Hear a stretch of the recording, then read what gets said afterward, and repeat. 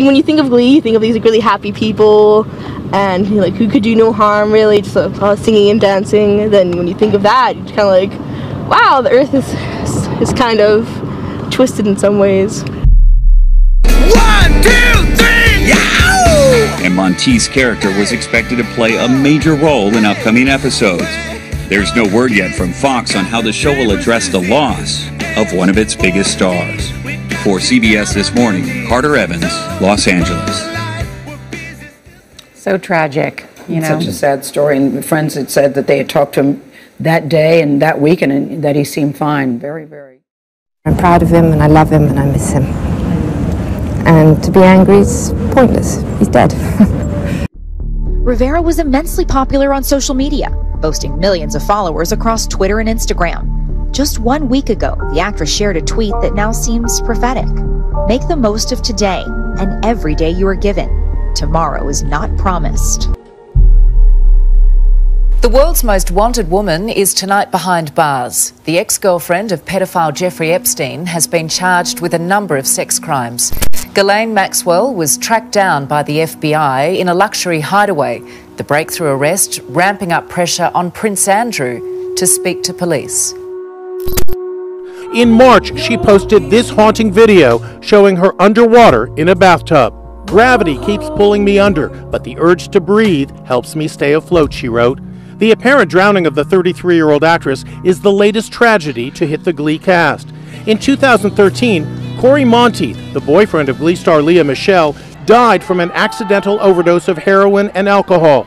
In 2018, Mark Sally committed suicide just before he was scheduled to be sentenced for possession of child pornography. If I die young. Now another Glee star, apparently gone too soon.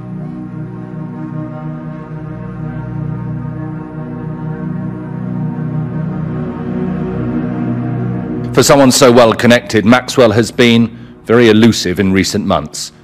In years past, she was a high-rolling socialite, friends with the rich, famous, and powerful. Maxwell was a regularly photographed fixture on the Manhattan party circuit, but always enigmatic, often seen, rarely heard. Ghislaine was introduced by her father to the richest and most powerful men in the world. Maxwell, arrested last week at this $1 million home in a rural part of New Hampshire, is a longtime associate of Jeffrey Epstein, who died by suicide last August. He was awaiting trial on federal sex trafficking charges. Many of his alleged victims have long said Maxwell was a key accomplice, luring girls to him. Well, that bit I can't help you with because I've no idea. The Queen has had to deal with many royal scandals, as the tabloids call them, but this actually eclipses all of them. Now this newly surfaced photo from 2002 shows Maxwell sitting on the throne at Buckingham Palace with actor Kevin Spacey. The tour of the palace reportedly set up by Prince Andrew himself. Giuffre's claims that Maxwell and Epstein trafficked her to Prince Andrew 3 times, starting when she was 17. Encounters the prince denied in this interview with the BBC. I have no recollection of ever meeting this lady. Ghislaine Maxwell was the 9th and reportedly favourite child of Robert Maxwell, the disgraced British media mogul who died in mysterious circumstances in 1991. His body was found floating near the yacht he named after her. I'm proud of him, and I love him, and I miss him. Maxwell now behind bars, just across the East River from the Manhattan jail cell where Epstein was found dead more than a year ago. He was awaiting trial on federal charges, accused of sexually abusing dozens of underage girls. His suicide sparking harsh criticism of the facility he was in. We are now learning of serious irregularities at this facility that are deeply concerning and demand a thorough investigation. The guards on duty the night Epstein died were supposed to check on Epstein every 30 minutes, but did not in the hours before he was discovered. Those guards now awaiting trial on charges of falsifying records and conspiracy. The mystery of Ghislaine Maxwell is unraveling. Excuse me, Schuster. Before we cast another pointless vote in a meaningless contest that has absolutely no practical ramifications whatsoever. Rivera is best known for her role as Santana, the sassy cheerleader in the musical comedy Glee that aired on Fox from 2009 until 2015. Rivera's disappearance comes after the deaths of 2 other cast members. Police say the 33-year-old actress and singer rented a pontoon boat at the lake's reservoir around 1 p.m. when a boater found 4-year-old Josie asleep in a life vest. His mother, 33-year-old actress Naya Rivera, nowhere in sight. Security camera footage from the dock shows Rivera and her son renting a pontoon boat earlier in the afternoon. They were the only 2 on board. The 33-year-old made her mark on the hit TV show Glee as the sharp-tongued Santana. And if you ever tell anyone this, I'll deny it. But I like being in Glee Club. It's the best part of my day, okay? Sadly, Rivera's disappearance isn't the first tragedy to rock the Glee family. And Mark Saling, who Rivera dated, killed himself in 2018. And now to the search for answers tonight after the death of actor Cory Monteith. Just a small town girl. 7 years ago, lead star Cory Monteith died from an accidental drug overdose shortly before Glee's 5th season. His character, Finn Hudson's death, written into a future episode dedicated to his life. In 2018, another cast member. When you have the information that an adult life jacket was left on board, that pontoon boat wasn't anchored, what does that lead you to believe? It's hard to draw conclusions with just that. You know, it's like I wish that we had a means of really understanding what happened. We're going to go to that in a couple of minutes, but Danny had a real Holly weird experience. Jess, I've got to tell you, it's one of the strangest nights I've ever had of my career. Of the 1980s, Corey Feldman starred in movie classics like Stand By Me, The Goonies and The Lost Boys, pairing up for that one with the late Corey Haim. But behind the scenes, there was a sordid and shocking secret. For years now, Corey Feldman has been speaking out about the abuse that he and Corey Haim suffered by what he describes as a ring of pedophiles made up of powerful Hollywood executives.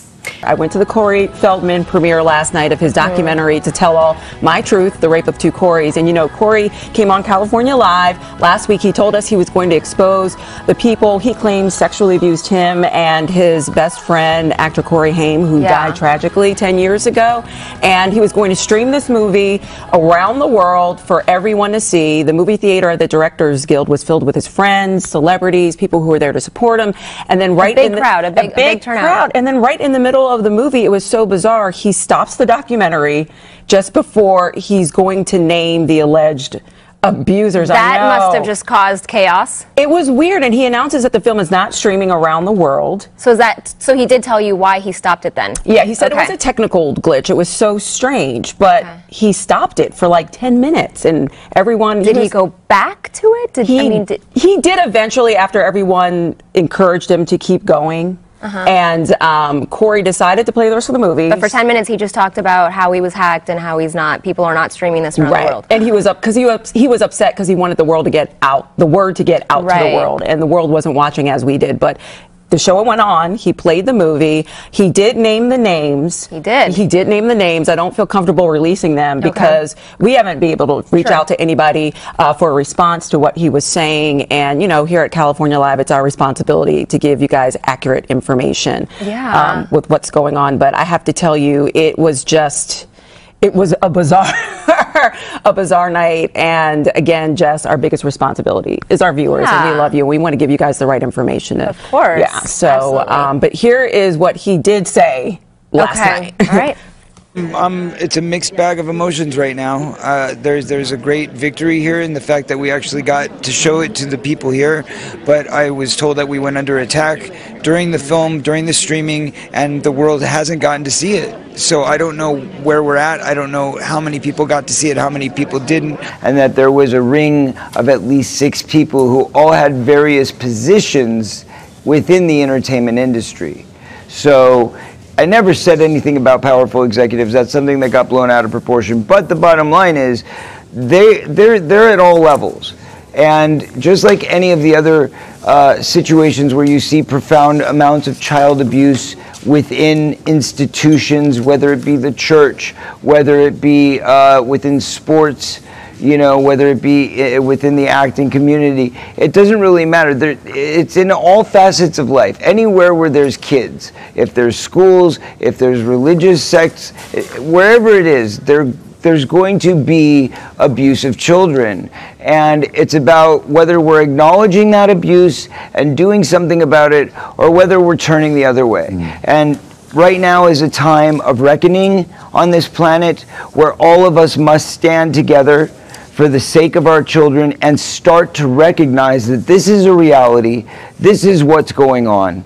And it's time to expose it, acknowledge it. I've been told that some people got to see half the movie, some people didn't get to see any of the movie. I don't know what happened. We have a lot of investigating to do, and we're hoping that everything gets ironed out in time for the 12 o'clock stream. But we do know for a fact that it wasn't on our end, and that it happened because we were hacked. Yeah. You may have been hacked, but this is still 2020. There's social media. People know the names that you have named.